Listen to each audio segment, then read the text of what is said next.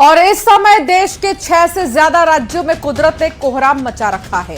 बारिश इस कदर हो रही है कि हर जगह सैलाब उमड़ आया है और देश के 6 राज्यों में इस समय भारी बारिश के बाद बाढ़ आई है।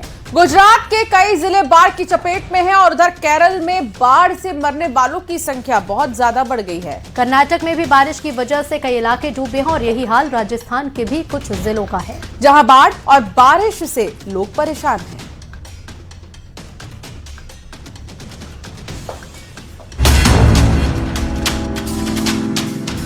आधा हिंदुस्तान बारिश से त्राहिमाम हो रहा है। बाढ़ लेकर आया है बर्बादी। सैलाब का सितम उत्तर से दक्षिण भारत में देखा जा सकता है। इस समय देश के 6 से ज्यादा राज्यों में कुदरत ने कोहराम मचा रखा है। बारिश इस कदर हो रही है कि हर जगह सैलाब उमड़ आया है। ये देश के 6 राज्यों की तस्वीरें हैं जहां इस समय भारी बारिश के बाद बाढ़ आई है। गुजरात के कई जिले बाढ़ की चपेट में हैं, तो उधर केरल में बाढ़ से मरने वालों की संख्या बढ़ गई है। कर्नाटक में भी बारिश की वजह से कई इलाके डूबे हैं। यही हाल राजस्थान के कुछ जिलों का है। पश्चिम बंगाल में भी बारिश की वजह से कुछ जगहों पर बाढ़ है, तो कोलकाता में सड़कें दरिया बनी नजर आई। उधर जम्मू कश्मीर में कुदरत ने ऐसी चोट दी कि पहाड़ ही खिसकने लगे। गुजरात के कई जिलों में बाढ़ का रौद्र रूप दिख रहा है। बोटाद की तस्वीरें देखिए। मूसलाधार बारिश से नदियों में आई बाढ़ के बाद चारों तरफ सैलाब ही दिखाई दे रहा है। सैकड़ों एकड़ खेतों में खड़ी फसलें बर्बाद हो गई हैं। गुजरात के सुरेंद्र नगर में बाढ़ से हाल बेहाल दिख रहे हैं। सुरेंद्र नगर में बाढ़ में कई गांव डूबे नजर आ रहे हैं। लोगों के घरों में 5 से 6 फीट तक पानी भरा दिख रहा है। एक तरफ गुजरात के जिले बाढ़ में डूबे हैं, वहीं कुछ लोग इस बाढ़ में स्टंट करते नजर आए। गुजरात के नवसारी से एक ऐसी ही तस्वीर सामने आई है, जहां बाढ़ के पानी में कुछ लड़के जान जोखिम में डालकर स्टंट करते दिखे। वीडियो सामने आने पर पुलिस ने कार्रवाई की चेतावनी दी है। गुजरात के द्वारका में तेज हवाओं के चलते समंदर में ऊंची ऊंची लहरें उठ रही हैं। सामने आए वीडियो में समंदर में करीब 10 से 15 फीट ऊंची लहरें दिख रही हैं। प्रशासन ने लोगों को समंदर किनारे न जाने की सलाह दी है। गुजरात में आई बाढ़ के बीच रिहायशी इलाकों में मगरमच्छ भी देखे जा रहे हैं। गुजरात के वडोदरा में इलाके की जंग को लेकर विश्वामित्री नदी में 2 मगरमच्छ भिड़ गए। आपको बता दें कि आए दिन मगरमच्छों के बाहर आने से लोगों में दहशत दिख रही है। जम्मू कश्मीर के कठुआ में एक बार फिर बेला ब्रिज पर सैलाब आने से जनजीवन पूरी तरह प्रभावित हो गया। पुल पर इस वक्त पानी पूरे आवेग के साथ बह रहा है। वहां से जो वीडियो सामने आया उसे देखकर लगा मानो यहां कभी पुल था ही नहीं। पानी के तेज बहाव न सिर्फ पुल डुबा गए बल्कि उसे नुकसान भी पहुंचा। जानकारी के मुताबिक पुल के पानी में डूबने से 50,000 लोगों पर असर पड़ा। जम्मू कश्मीर के पुंछ इलाके में भारी बारिश के चलते लैंडस्लाइड की घटना सामने आई है। पुंछ जिले में मेंढर इलाके में हुए लैंडस्लाइड की वजह से एक स्कूल की इमारत ढह गई। गनीमत यह रही कि लैंडस्लाइड के वक्त स्कूल में छुट्टी थी। केरल में भारी बारिश से लोगों की मुसीबतें बढ़ गई हैं। इस समय केरल के कई जिलों में भारी बारिश के बाद बाढ़ का मंजर दिख रहा है। नमस्कार, बहुत स्वागत है आपका। मैं हूं आपके साथ ऋतु सिंह और वक्त हो गया है हमारे खास शो खबर असरदार का। नमस्कार, मैं हूं आपके साथ अंशिका पाठक। खबर असरदार की शुरुआत करेंगे और सबसे पहले बात होगी दतिया की, जहां उपचुनाव में बड़ा उलटफेर हुआ है। उपचुनाव में कांग्रेस ने शानदार जीत दर्ज की है और बीजेपी प्रत्याशी आशुतोष तिवारी की करारी हार हुई है। कांग्रेस प्रत्याशी ने करीब 6,000 से ज्यादा वोटों से जीत दर्ज की, तो उपचुनाव में हार के बाद बीजेपी ने नतीजों पर मंथन की बात कही। वहीं जीतू पटवारी ने कहा कि कार्यकर्ताओं की मेहनत और जनता के आशीर्वाद से कांग्रेस को जीत मिली है। बहुत बधाई।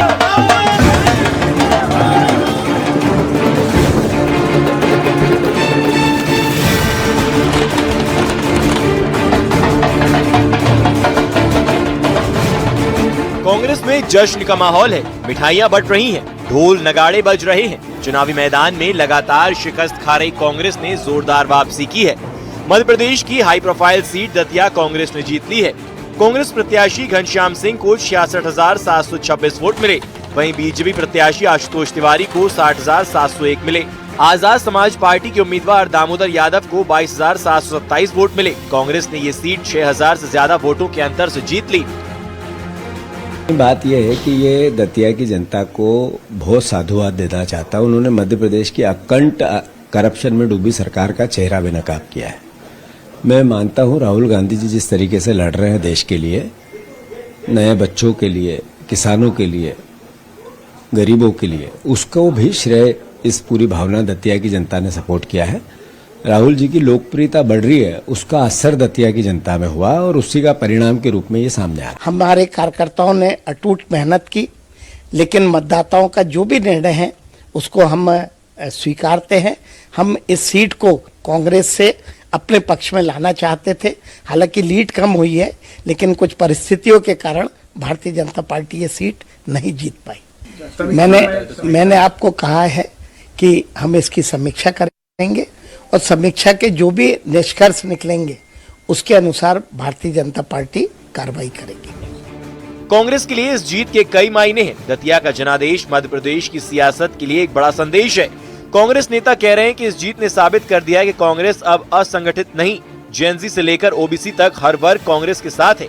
दतिया की जीत ने कांग्रेस में एक नया जोश भर दिया है और बीजेपी को सोचने पर मजबूर कर दिया है। प्रदेश कांग्रेस से जो नेतागण आए, वरिष्ठ नेतागण, उनके आने से बहुत फायदा हुआ जी, निश्चित रूप से हुआ। मैं जिन भी क्षेत्रों में गया वहाँ लोगों ने बताया, जैसे पीसी शर्मा जी का बताया कि बड़ौनी में आए थे, लगभग हर घर पहुंच चुके हैं 5-6 वार्ड में, तो फर्क पड़ा। बड़ौनी हारते थे, हमेशा जीते। फर्क पड़ता है, बड़े नेता सीनियर नेता आते हैं तो उन पर लोग विश्वास करते हैं, कार्यकर्ता भी उनसे जुड़ना चाहते हैं। संगठित कांग्रेस, वर्कर्स का डिटर्मिनेशन। अब कांग्रेस वो असंगठित नहीं है जैसा आपको पहले फीलिंग होती थी। अब ये यंग संगठित कांग्रेस है। जेनजी भी कांग्रेस के साथ है, किसान भी कांग्रेस के साथ है, ओबीसी भी कांग्रेस के साथ है, एससी एसटी और महिला भी कांग्रेस के साथ है। आप रुक जाइए, 2028 का जो चुनाव होगा उसका जो परिणाम होगा वो आपको दिखाएगा कि मध्य प्रदेश में कितना बड़ा बदलाव आने वाला है। क्या जीत दतिया और बांकीपुर की जो हार है, भारतीय जनता पार्टी की उल्टी गिनती शुरू हो गई। दतिया में मां पीताम्बरा के आशीर्वाद से इस प्रदेश के किसान, मजदूर, गरीब, शोषित, वंचित, पीड़ित, जिनके ऊपर आतंक का साया दतिया में भारतीय जनता पार्टी की सरकार ने करा था और जिस तरीके से थोपा हुआ चुनाव जनता को लड़ाने का काम किया था, तो कहीं ना कहीं राहुल गांधी जी के नेतृत्व में, खड़गे जी के नेतृत्व में, माननीय जीतू पटवारी जी के नेतृत्व में जिस ऐतिहासिक तरीके से कांग्रेस का एक एक नेता और कार्यकर्ता चुनाव लड़ा और जो धनबल, बाहुबल, सत्ताबल बीजेपी ने उपयोग करा, उसको सबक सिखाने का काम वहाँ के कांग्रेस के कार्यकर्ताओं ने और जनता ने किया। दतिया की दंगल में कांग्रेस धुरंधर बनी। उपचुनाव में कांग्रेस के घनश्याम सिंह ने बीजेपी उम्मीदवार आशुतोष तिवारी को करारी शिकस्त देकर ये साबित कर दिया है कि कांग्रेस का जनाधार अभी खत्म नहीं हुआ है। रिपोर्ट 18। दतिया उपचुनाव में मिली हार के बाद अब सवाल खड़े हो रहे हैं कि क्या बीजेपी प्रत्याशी भीतरघात का शिकार हुए, और अगर ऐसा है तो कौन है जिसने बीजेपी के साथ ऐसा किया है, क्योंकि बीजेपी प्रत्याशी आशुतोष तिवारी ने खुद भीतरघात के आरोप लगाए हैं। बता दें कि आशुतोष तिवारी ने कहा भीतरघाती पर बीजेपी नेतृत्व संज्ञान लेगा। बीजेपी को मां बताने वालों ने मजाक किया। अब ये बयान किसके लिए दिया गया, ये सवाल है। और क्या आशुतोष तिवारी का इशारा नरोत्तम मिश्रा की तरफ है या फिर किसी और नेता की तरफ? बीजेपी की हार के पीछे कई कारण हैं, इस रिपोर्ट में देखिए। दतिया उपचुनाव में आखिर बीजेपी की हार कैसे हुई? क्या बीजेपी में भीतरघात और अंदरूनी खींचतान का नतीजा ही हार है? ये सवाल इसीलिए उठ रहा है क्योंकि हार के बाद बीजेपी प्रत्याशी आशुतोष तिवारी ने कहा कि भीतरघाती पर बीजेपी नेतृत्व संज्ञान लेगा। बीजेपी को मां बताने वालों ने मजाक किया। भीतरघात उसे सबके अपने अपने कैरेक्टर हैं जी, उन्होंने अपना कैरेक्टर जिया है। हाँ। अगर ऐसा जिया है तो वो संज्ञान में नेतृत्व लेगा जी। मुझे बहुत जल्दी प्रतिक्रिया नहीं देनी है जी, पर लोग अपना अपना कैरेक्टर जीते हैं जी। तो उस कैरेक्टर पर मुझे अभी कुछ नहीं कहना है।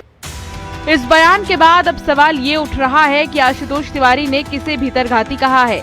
क्या आशुतोष तिवारी का इशारा नरोत्तम मिश्रा की तरफ है या फिर किसी और नेता की तरफ? बीजेपी की हार के पीछे कई कारण हैं। इनमें मुख्य रूप से जातीय वोटों का बंटवारा सबसे बड़ी वजह हो सकती है।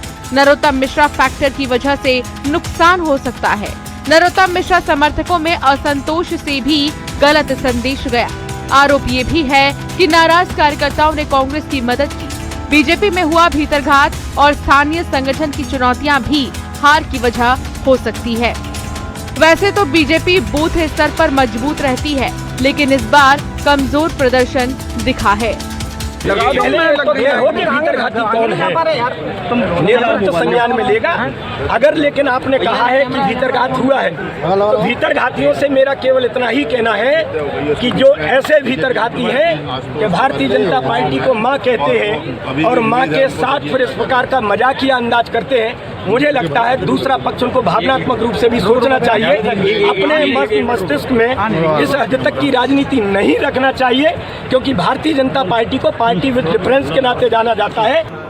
कि जिस तरह से जीतू पटवारी जी ने उम्मीदवार का चयन किया, पूरे संगठन को अपने साथ खड़ा किया, एक एक नेता को एक प्लेटफॉर्म पे लाया और जिस तरह से अनथक मेहनत की जीतू पटवारी जी ने, ये उसका ही परिणाम है कि कांग्रेस पार्टी जीत रही है। 250 पोलिंग पर गए जीतू पटवारी जी। मैंने आज तक किसी भी प्रदेश कांग्रेस कमेटी के अध्यक्ष को उपचुनाव में 250 पोलिंग पे जाते हुए नहीं देखा। क्या दतिया उपचुनाव में कार्यकर्ता ही बीजेपी की हार की वजह बन गए, या फिर नरोत्तम मिश्रा का टिकट काटना बीजेपी को भारी पड़ा? पार्टी इसका मंथन करेगी। फिलहाल कांग्रेस खेमे में जश्न का माहौल है। Bureau report, news 18।